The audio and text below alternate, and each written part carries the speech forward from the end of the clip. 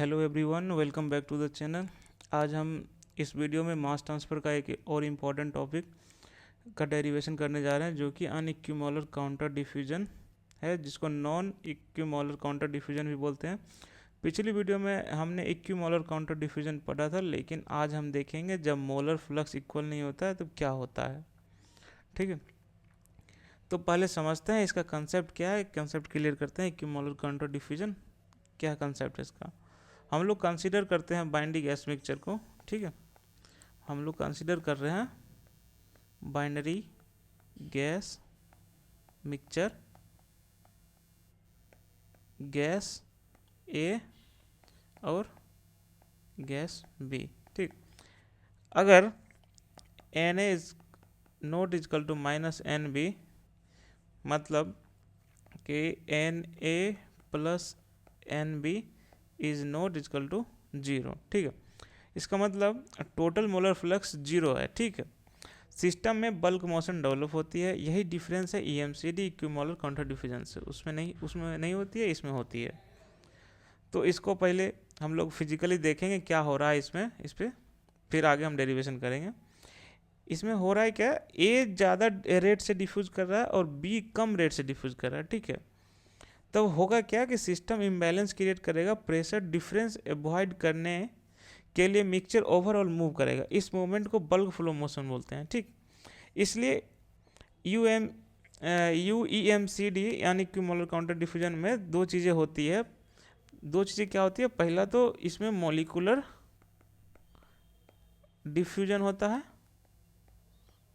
ठीक है, और दूसरा कन्वेक्टिव बल्क फ्लो होता है। ठीक, बल्क फ्लो। ठीक, ये इस डेरिवेशन में ये अनइक्विमोलर काउंटर डिफ्यूजन में ये फंडा हमारा होता है। तो अब हम इसको डेरिवेशन करेंगे। डेरिवेशन करने के लिए हम लोग को पहले एजम्पशन लेना होगा। एजम्पशन क्या क्या होगा लिख लेते हैं कि एज्यूम क्या क्या करेंगे।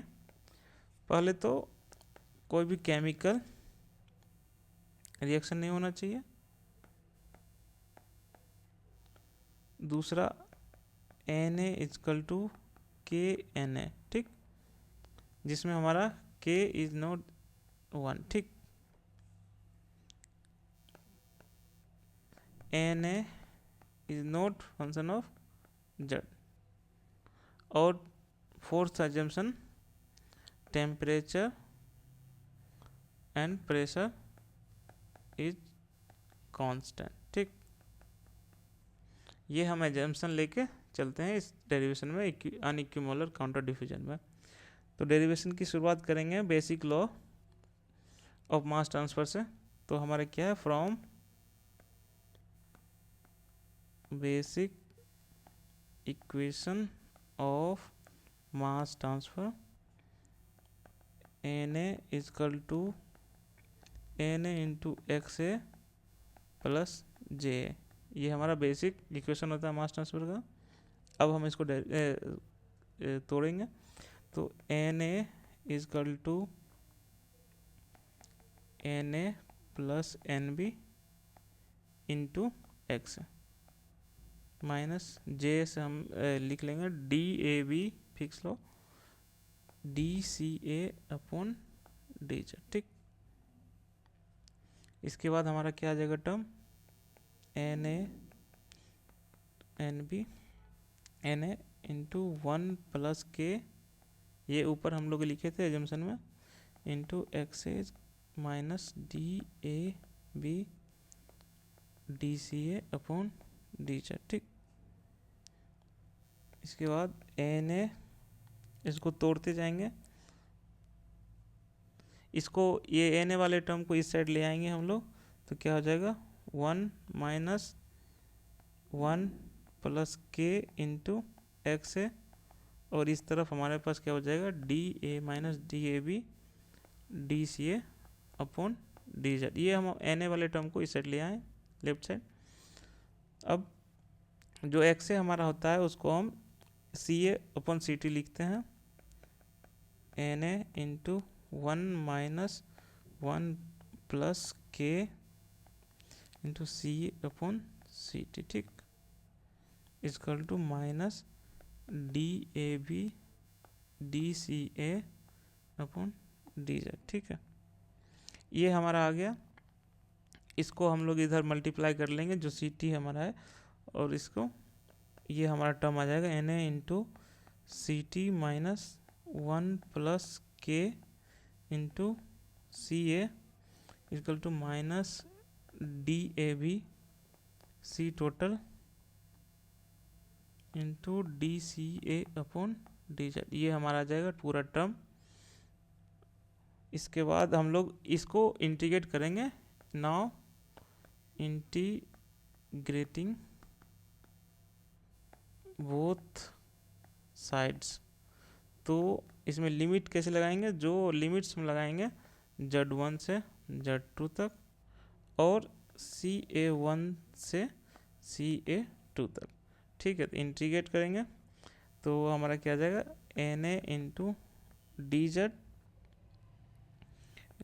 इंटीग्रेट करेंगे Z1 से Z2 equal to minus D A B into C total, इसको इंटीग्रेट करेंगे CA1 से CA2 D C A upon C total minus 1 plus K into C A. ठीक है, ये टर्म आ जाएगा। इंटीग्रेट करने के बाद हमें इंटीग्रेट कैसे करेंगे? हम लोग एक मैथमेटिकल इंटीग्रेशन का फॉर्मूला लगा के, इस तरह जैसे एक फॉर्मूला आता है D X upon 1 plus M X equal to 1 upon M into log 1 plus M X. ये इंटीग्रेशन का एक फॉर्मूला है, इसी के बेसिस पे हम लोग ऊपर वाले को इंटीग्रेट करेंगे। तो इंटीग्रेशन करने के बाद क्या आ जाएगा N A into Z2 minus Z1 equal to D A B into C T divide by 1 plus K log C total, हमारा कांस्टेंट ही रहेगा minus 1 plus K into C A two. ठीक है, divided C total minus 1 plus K into C A 1, ये हमारा term आ जाएगा। ठीक, अब इसमें हम लोग क्या करेंगे? जो हम लोग एजम्पशन लिए थे, put K equal to N B upon N A, इसको हम लोग पुट कर देंगे के की जगह पे। तो हमारा इक्वेशन क्या बन जाएगा एन ए और Z2 माइनस Z1 को हम लोग Z लिखते हैं। ठीक, तो ये N A into Z is equal to D A B into C total, constant इधर ले आएंगे, यहाँ आ गया 1 plus N A N B upon N A, K का वैल्यू पुट कर दे रहे हैं यहाँ पे, लॉग ये C total minus 1 plus N B upon N A, जहाँ जहाँ के था वहाँ पुट कर देंगे हम value, into C A two. उसी तरह नीचे भी C total minus 1 plus N B upon N A into C A 1 put करने के बाद हमारा इक्वेशन क्या होगा? इसको सॉल्व करते हैं फॉर थोड़ा। तो N A equal to N A plus N A plus N B. ठीक, ये हमारा आएगा इधर।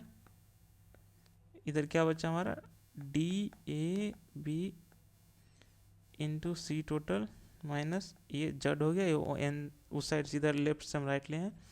अब इसको हम कैसे तोड़ेंगे? लॉग, इसको भी ब्रैकेट में ले लेते हैं, ए हो गया हमारा। इसके बाद सी टोटल इंटू कॉमन लेने के बाद 1 plus N A plus N B upon N A into C A 2 upon C total. ठीक, ये आ जाएगा डिवाइडेड सी टोटल इंटू 1 ये 1 ये हो गया, ये माइनस हो जाएगा, ठीक। ये हो गया N A plus N B divided by N A into C A one upon C total, ठीक है। ये दोनों कट जाएगा हमारा, तो फाइनल इक्वेशन हमारा क्या बनेगा, N A is equal to N A into N A plus N B. Derivation बहुत कॉम्प्लिकेटेड है, तो D A B into C total divide by Z into A log, ये हमारा N A divide by N A plus N B minus C A two upon C A one, ये हमारा हो जाएगा N A plus N B minus C A one divide by ये C total हो जाएगा, ये जो हमारा रहेगा ये सी टोटल है, ठीक है। तो हम लोग यहाँ सी टोटल इसको लिखेंगे, सी टोटल, यहाँ भी सी टोटल, ठीक है। ये टर्म आ गया। ये जो हमारा इक्वेशन, ये जो फाइनल इक्वेशन बना है फ्लक्स का, final equation in term of concentration, ठीक है। अगर हम इस इक्वेशन को ये प्रेशर के टर्म में लिखना चाहते हैं तो कैसे लिखेंगे, चलिए देखते हैं। प्रेशर के टर्म में लिखने के लिए हम लिखते हैं N A equal to N A divide by N A plus N B into D A B into C total divided by Z into log. इसको प्रेशर के टर्म में लिखने के लिए हम लोग N A divided by N A plus N B minus P A two upon R T, वो हमारा आइडियल गैस लॉ से हमारा आता है concentration equal to pressure divide bye are T. इसको सी टर्म को हम लोग रिप्लेस करके N A upon N A plus N B minus P A one upon R T, ठीक है। ये इक्वेशन, ये फाइनल इक्वेशन है, ये इन टर्म ऑफ प्रेशर। इसमें हम लोग क्या किए, जो सी ए को हम लोग पी अपॉन आर टी से रिप्लेस कर दिए। कहाँ से आया, फ्रॉम आइडियल गैस लॉ, ठीक। इसको हम अगर लिखना चाहें कंपोजिशन के टर्म में तो पहले हम लिखते हैं गैस के टर्म में, ठीक है। इस फाइनल इक्वेशन, तो N A equal to N A upon N A plus N B into D A B into C total upon Z log N A upon N A plus N B minus Y A two N A divide by N A plus N B minus Y A one. ये जो हमारा final ये question हुआ, ये हुआ in term of composition for gas, ठीक है। इसको हम composition in term of composition के टर्म में एक लिक्विड के लिए भी लिख सकते हैं, तो उसके लिए हमारा इक्वेशन बन जाता है N A is equal to N A upon N A plus N B into D A B divide by into C total Z log N A upon N A plus N B minus X A two divided N A upon N A plus N B minus X A one. ये equation जो हमारा है किस term में, ये final equation जो लिखे हम लोग इन टर्म्स ऑफ कंपोजिशन, किसके लिए? For liquid. ठीक, हम लोग ने इस इक्वेशन को 4 टर्म में लिखा है। पहला क्या था? कंसंट्रेशन। दूसरा 4 टर्म में कौन कौन सा था? फर्स्ट जो था कंसंट्रेशन के टर्म में लिखा था हम लोग फाइनल इक्वेशन को। दूसरा हम लोग इसको प्रेशर के टर्म में भी लिख सकते हैं। ठीक, तीसरा हम लोग कंपोजिशन, किसके लिए? गैस के लिए। चौथा कंपोजिशन, किसके लिए? लिक्विड के लिए। ठीक है, तो इक्विमोलर काउंटर डिफ्यूजन, ये पूरा हमारा डेरिवेशन कंप्लीट था। इसका अगर रियल लाइफ हम एग्जांपल देखेंगे तो होता क्या है कि अगर एक कंपोनेंट रिएक्शन के थ्रू कंज्यूम हो रहा है और दूसरा प्रोड्यूस हो रहा है, तब अनइक्वल मोलर डिफ्यूजन होती है। एग्जांपल क्या है इसका? गैस सॉलिड रिएक्शन और इवापोरेशन विथ रिएक्शन। अगर इसको बात करते हैं कि इसमें होता क्या है, अनइक्वल मोलर काउंटर डिवीजन तब होती है जब डिफ्यूजिंग स्पेसीज के मोलर फ्लक्स इक्वल और अपोजिट नहीं होता है। सिस्टम में नेट मोलर फ्लो डेवलप होता है, इक्वेशन लॉग फॉर्म में बन जाती है। ठीक है, इसी में हम लोग पिछले में वीडियो में हम लोग डिस्कस किए थे EMCD पे। तो EMCD और UEMCD, इक्विमोलर और अनइक्विमोलर काउंटर डिफ्यूजन का डिफरेंस अगर देखना चाहते हैं तो इक्विमोलर काउंटर डिफ्यूजन में Na + Nb = 0 होता था। इसमें अनइक्विमोलर में Na + Nb is not equal to 0। Equimolar में बल्क मोशन नहीं होता था, इसमें बल्क मोशन होता है। उसका प्रोफाइल जो था लीनियर बनता था, इसका लॉग प्रोफाइल बनता है। उसमें लॉग टर्म नहीं था, इसलिए वो सिंपल इक्वेशन बन जाता था। इसमें लॉगरिथमिक लॉग प्रेजेंट है, इसलिए ये थोड़ा कॉम्प्लेक्स इक्वेशन बनता है और थोड़ा डेरिवेशन इसका बड़ा है।